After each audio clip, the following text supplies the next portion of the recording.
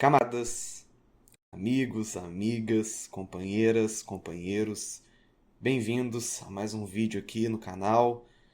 Hoje eu tô aqui para fazer uma série um pouco complexa e eu diria que é uma série um pouco audaciosa também, porque eu tô para falar um pouco sobre os expoentes do fascismo teórico e também das suas movimentações materiais, históricas, né, sociopolíticas e econômicas num contexto que não seja abstraído da realidade.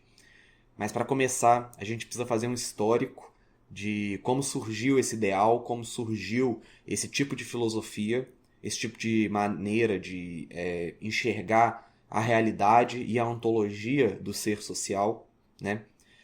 E para isso, eu vou dividir em 5 vídeos essa minha aspiração gigantesca que é falar sobre um tema tão complexo e diverso que é o fascismo e tão importante, né, de ser discutido sob um olhar marxista, em termos marxistas, não levando em conta apenas a sujeição moral e psicológica de um indivíduo ou de um grupo de indivíduos, mas falando também dando ênfase, como a gente faz no marxismo, às concepções basilares da luta de classes e à concepção de que a gente vive num sistema socioprodutivo que está sujeito a transformações radicais, sejam elas para manter a sua ordem reacionária, sejam elas para destruir a ordem vigente.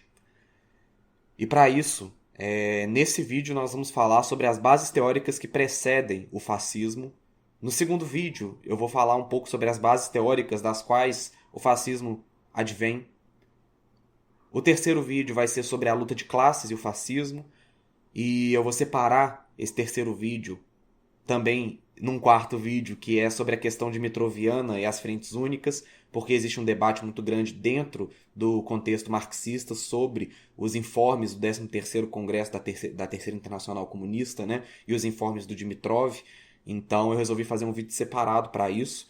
E por fim, o último vídeo vão ser esclarecimentos finais e falar um pouco sobre a definição de fascismo hoje em dia e essas questões que eu acho importante também. Mas sem adiantar muito, vamos começar pela primeira parte, as bases teóricas que permeavam e que precederam o fascismo teórico. Bom, para a gente começar a falar desse tema, é importante a gente ter em mente que o fascismo, né, existiu como teoria, só que ele por si só é uma abstração e um afastamento teórico do que ele mesmo se propôs a criar, né, no campo das ideias, né?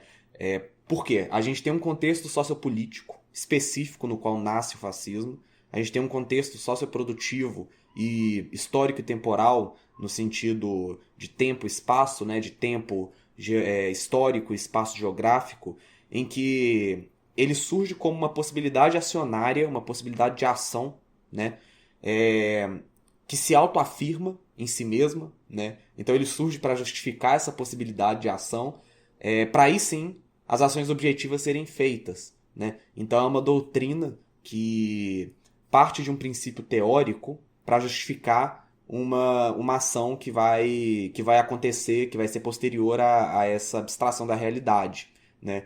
E é importante falar isso porque não surge o fascismo, ele não surge de uma possibilidade de ação, mas ele surge para justificar essa possibilidade de ação e, portanto, a ação que advém dele. E quem a gente precisa falar antes de falar sobre os fascistas de fato?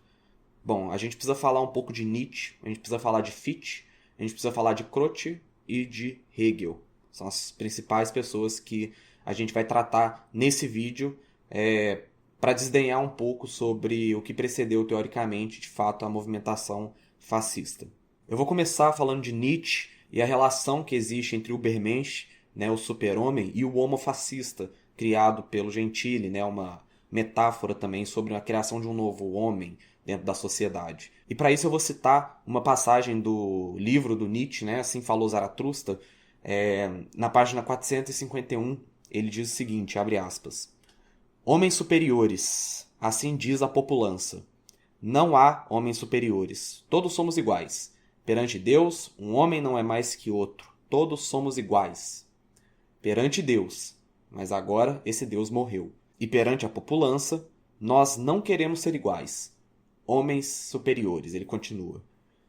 Só agora vai dar à luz a montanha do futuro humano. Deus morreu, agora nós queremos que viva o Ubermensch.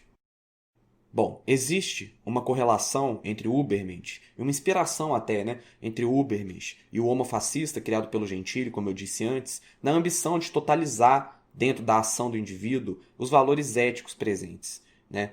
A base da ideia judaico-cristã também está presente como uma junção desse Ubermensch, dessa figura do Ubermensch e do Homo fascista, né? O Homo fascista pega essa figura do Ubermensch e junta ela com os ideais judaico-cristãos, inclusive o ideal metafísico da apropriação do trabalho, né, como sendo algo relacionado ao autossacrifício humano, né, o sacrifício necessário, mesmo que ninguém saiba qual é o trabalho, qual é o sacrifício, por quem é o sacrifício, nem muito menos quem que está ganhando, qual vai ser a recompensa, né, ninguém sabe. Inclusive, tão pouco sabem por que ele é tão necessário assim, né? Por que esse autossacrifício é tão necessário assim, racionalmente falando, né? Mas enfim, existe essa correlação entre o Ubermensch e o Homo fascista atribuindo essa totalização dos valores éticos junto com os ideais judaico-cristãos do autossacrifício, do trabalho necessário e da recompensa futura, principalmente. Adiante, a gente tem um papel muito importante no idealismo alemão para a criação do pensamento de Croce, que foi o pai da filosofia materialista, né, da filosofia material dentro da Itália pós-Risorgimento, né? E ele é muito importante porque ele influencia tanto o sindicalismo marxista, que fazia parte do Togliatti, né, o comunismo crítico, que faz parte de Antônio Gramsci, né, como também a cisão que ocorre dentro do Partido Socialista por causa das desavenças que existiam entre os liberais, os socialistas em geral, enfim, os materialistas que existiam dentro desse partido, né? Também surge daí o pensamento de Gentili, a gênese da formação do pensamento fascista italiano, né?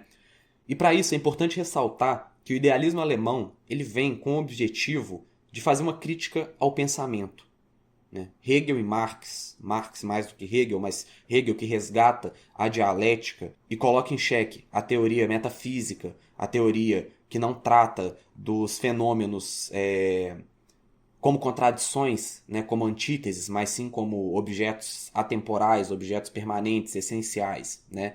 Hegel traz esse resgate à dialética e abre com isso várias possibilidades de formação de novas formas de se criticar a realidade e o método de pensamento, né? Inclusive o método de crítica, né? O que Marx realiza, né? Marx critica o método de se criticar, né? E daí surge a concepção da teoria materialista histórica e dialética resgatada por Hegel. A gente vai começar por Fichte. Eu não sei falar o nome desse cidadão, mas eu espero que eu esteja falando certo.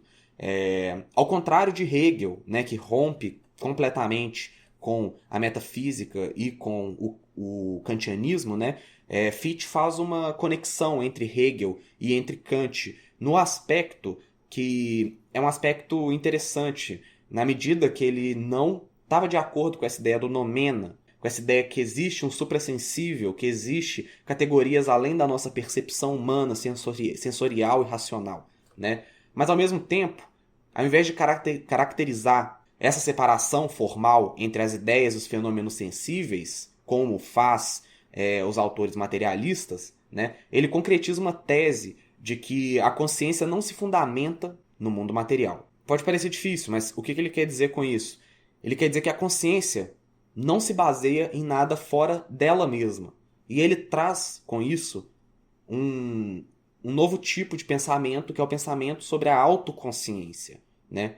E então ele fala que esse reconhecimento da autoconsciência é apenas um reconhecimento, né? Não vale nada por si próprio, né? Já não estamos mais tratando de fenômenos suprassensíveis, né? Mas de uma consciência do ser, né? E essa consciência, o fato de ela existir, né? O fato de você saber que você tem uma consciência, isso é um fenômeno, né? Por si só não representa nada, né? O concreto da autoconsciência, ela é uma ação produto do próprio indivíduo. Você se reconhece e você tem a autoconsciência que você é uma pessoa racional, consciente, viva, né? No entanto, essa contradição, ela trata de um limite da autoconsciência, né? Já que só você pode se denominar autoconsciente e essa significação por si só não tem valor, então a gente entra numa contradição, né? Que ela não pode ser reconhecida só pelo indivíduo. E aí Fichte responde isso com a ideia de uma mútua concepção cognitiva, né? Um reconhecimento mútuo. Né? Você apresenta a sua consciência para ser reconhecida mutuamente entre outros indivíduos. Fichte diz que a consciência por si só é limitada, a autoconsciência por si só é limitada e parte então para esse modelo de pensamento que existe nesse reconhecimento, nesse processo de reconhecimento mútuo de autoconsciências, um maior valor. Não só de maior valor, mas que prova valor. Como eu disse antes, o fato de só você reconhecer sua autoconsciência não prova valor algum. E ele fala disso trazendo o pensamento de que a autoconsciência ela se origina de um sentimento que passa por uma sensação. Dessa sensação, ela passa para a intuição, e da intuição a gente convoca racionalmente indivíduos mútuos a reconhecerem a nossa autoconsciência. Né? Esse impulso que move esse aparato é o que gera a experiência sensorial consciente, né? Porque ela só é validada uma vez que ela é reconhecida mutuamente, de acordo com Fichte. Né? E por isso, Fichte traz um pouco de Kant e rompe com ele em outras partes. A parte que ele rompe, principalmente, Fichte argumenta que Kant só serve para explicações que são causais, né? Mas que não consegue, portanto, explicar a diferença sensível dos objetos e a ontologia do indivíduo, do processo sensorial e do processo de pensamento racional do indivíduo. Né? Essa é a contribuição que traz Croce. E Fichte foi muito utilizado pelos filósofos idealistas e pelos filósofos materialistas, em certa parte, dentro da Itália pós-Risorgimento. Né? Croce pega bastante essa noção do reconhecimento mútuo, da ação individual do sujeito dentro da própria ontologia, né? Do reconhecimento mútuo entre os sujeitos da autoconsciência. E mais do que isso, ele pega também o histórico material e acionário que Fichte utilizou durante a vida dele, né? Como movimentações nacionalistas na Prússia ocupada pelo bonapartismo, né? Vários aspectos da vida do Croce, não só da vida teórica, né? Mas da vida prática de Croce, da vida teórica de Fichte, serviram de interesse para a formação basilar da concepção filosófica de Croce mais para frente na Itália. Bom, e agora a gente passa não só para uma formação que adentra em certos setores do pensamento de Croce, como, na verdade, a gente passa agora para um autor que é uma base sólida para o pensamento. É um autor que, podemos dizer, é uma herança, né, que Croce carrega, né, que é o hegelianismo e, com ele, a concepção da consciência positiva. Vamos lá, Hegel é mais complicado. Hegel parte do estranhamento com a realidade. Né? Ele sujeita a concepção metafísica da consciência a uma crítica no seu núcleo, né? De uma crítica basilar, uma crítica à maneira de pensamento metafísica. Ele diz no seu livro A Fenomenologia do Espírito, um livro muito difícil de citar, inclusive, porque o nome é gigante, ele diz o seguinte, abre aspas, a essência é, portanto, identidade simples consigo. Essa identidade consigo é a imediatidade da reflexão. O que ele está querendo dizer com isso?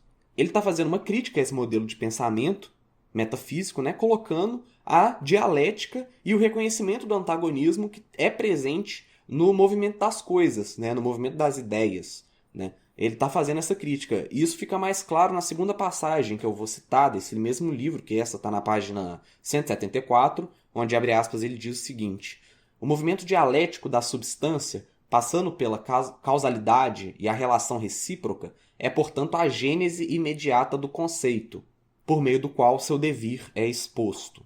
E aí, por fim, ele volta, né, ele faz essa chave de conceitos de críticas e, por fim, ele volta ao chamado positivismo acrítico. Né? Marx aponta isso na ruptura que ele tem com Hegel, na crítica da filosofia do direito de Hegel, né, os escritos do Marx. Quando ele cita que Hegel se mantém diante da abstração idealista da materialidade. Né? Existe uma materialidade objetiva e ele se mantém abstraído dela, se mantendo no campo do positivismo acrítico. Vamos lá. Continuando, gente. Sei que tá difícil, Hegel é difícil mesmo. Vamos lá.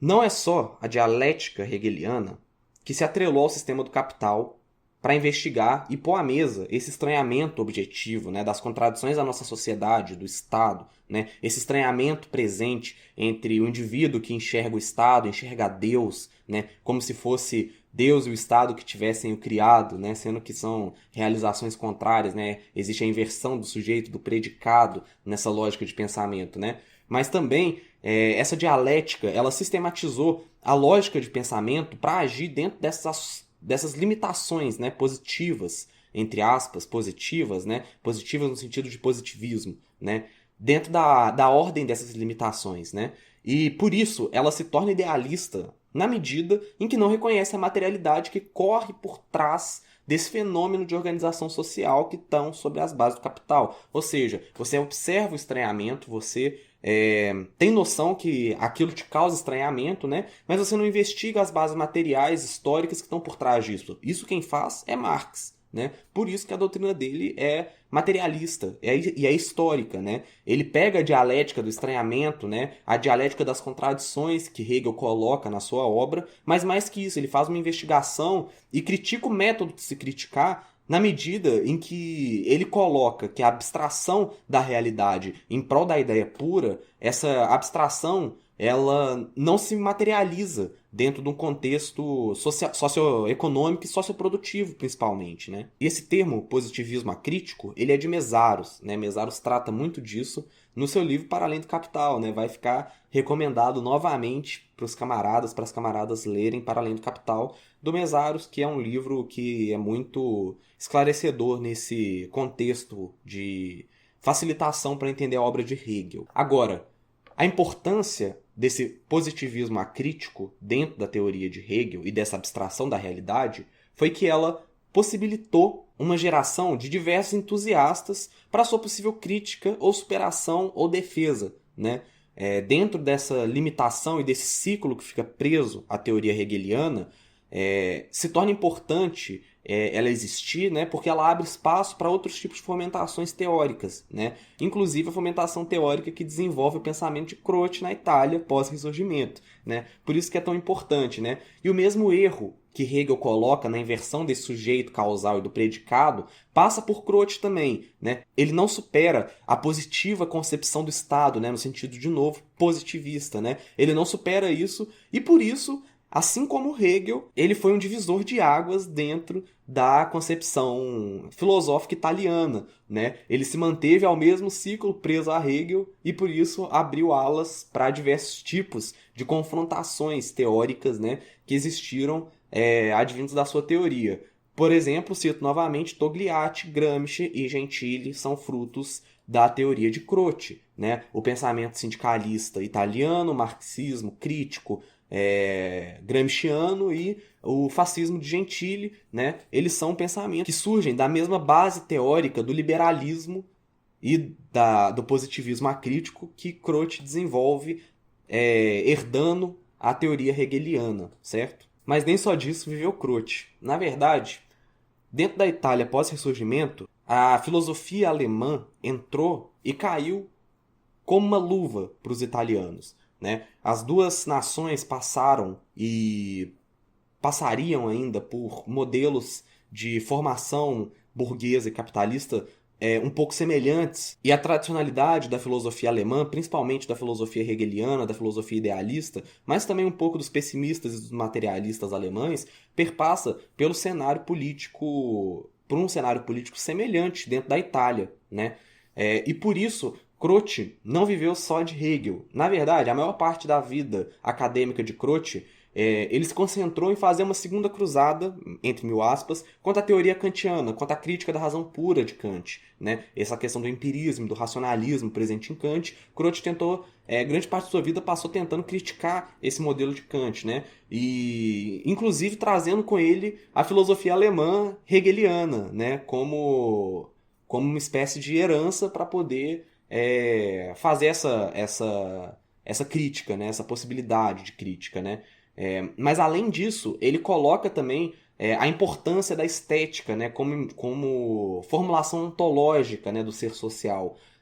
Quem discute muito bem sobre estética também, né? Quem faz essa discussão é Lukács, por exemplo, né? Mas dentro do cenário italiano, Croce também puxa essa discussão estética para dentro da formação ontológica do ser social, né? E vamos lá, para falar de Croce é um pouco mais complicado também, muitas pessoas não conhecem Croce, né?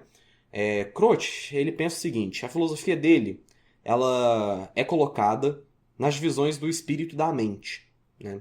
Bem hegeliano. Ele divide a atividade mental, primeiro na consciência, depois no fenômeno. Ou seja, primeiro na abstração da ideia, a ideia, depois na fenomenologia, né? Na concretude material. E essa divisão teórica, né, ela se divide entre a estética e a lógica. Como eu disse antes, ele busca bastante esse conceito da estética. A estética que ele coloca, ela inclui o mais importante, que são as instituições e a história, que vai gerar, inclusive, uma discussão muito grande sobre o papel da pedagogia. O fascismo, ele se abrangeu dessa discussão e ele formulou bastante tese. Gentili era um grande entusiasta dessa tese da estética e principalmente da tese da pedagogia, do papel da pedagogia na formação e na consolidação teórica do fascismo, né? Mas isso a gente vai ver no segundo vídeo ou talvez um pouco mais para frente ainda. Mas a lógica, por sua vez, né? A estética, lembrando, a estética ela é dividida entre as instituições e a história, a lógica é dividida entre os conceitos e as relações entre os seres. E voltando lá no início, quando ele fala do espírito e da mente, né? O espírito prático, que é o espírito que está dentro dessa noção de Croce sobre o espírito, né? Sobre a abstração da realidade, ele está preocupado com a economia e com a ética, né, de acordo com Croce. Economia é para ser entendido aqui, na verdade, não como economia política, nada disso. É como se fosse um termo para exaurir todos os assuntos utilitaristas, né, todos os assuntos que são utilitários para a nossa sobrevivência e para a nossa vivência em sociedade. E bom, cada uma dessas divisões tem uma estrutura subjacente que passa pelo tipo de pensamento e perpassa esse tipo de pensamento por dentro delas também de maneira dialética, né? Enquanto a estética, por exemplo, ela é movida pela beleza, a lógica está sujeita à verdade, a economia, entre aspas, né, razões utilitárias, se preocupa com o que é útil, com o que é moral, a ética está ligada ao bem, né? Tem várias dessas analogias dialéticas que Croce traz, e é uma abordagem, de fato, regada pelo idealismo positivo hegeliano. Como eu disse antes, e vou voltar a repetir, é uma doutrina que está muito ligada à herança sólida da doutrina crociana, é a doutrina hegeliana do positivismo acrítico. Só que a realidade material ela exigia um posicionamento crítico de Croce para com o liberalismo também. Isso porque, dentro do cenário do liberalismo clássico e neoclássico inglês e francês, onde as burguesias tomam o poder de maneira violenta e revolucionária, radical, né?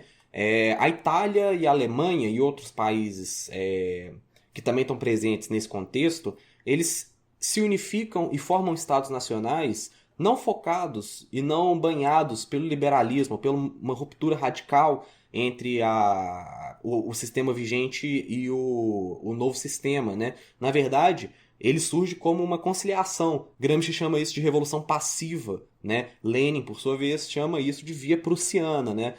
Por, obviamente, se tratar de como a Prússia se consolidou como Estado Nacional Alemão. E isso recai também na formulação teórica do Croce. Croce pensa de maneira liberal e reconhece o papel do liberalismo dentro de certas instituições, né?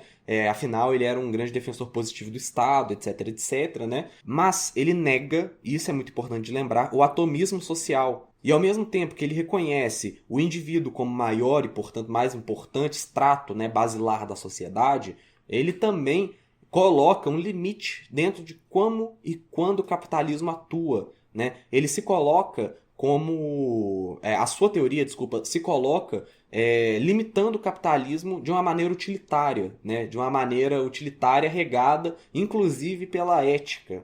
Domenico Lossurdo, um filósofo comunista italiano, ele comenta numa obra dele chamada Gramsci, do liberalismo ao comunismo crítico, ele fala o seguinte, abre aspas, o liberalismo dos dois filósofos neo-idealistas, quais ele está se referindo, Croce e Gentili, né, permeado de cultura histórica, se revela superior a determinadas correntes do liberalismo anglo-saxão, porém inclinado também ele a naturalizar o conflito.